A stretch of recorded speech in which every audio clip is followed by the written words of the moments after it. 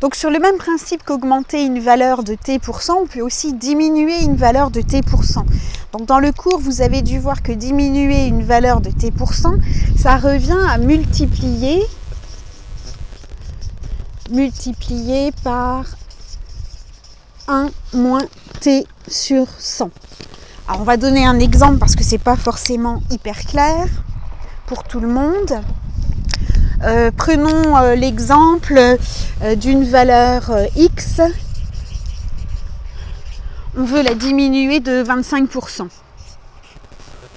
Diminution de 25%.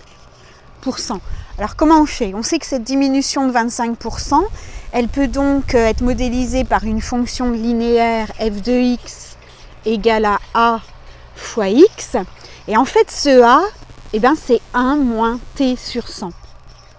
En pratique ici, puisque on a une diminution de 25%, ça signifie que t égale 25.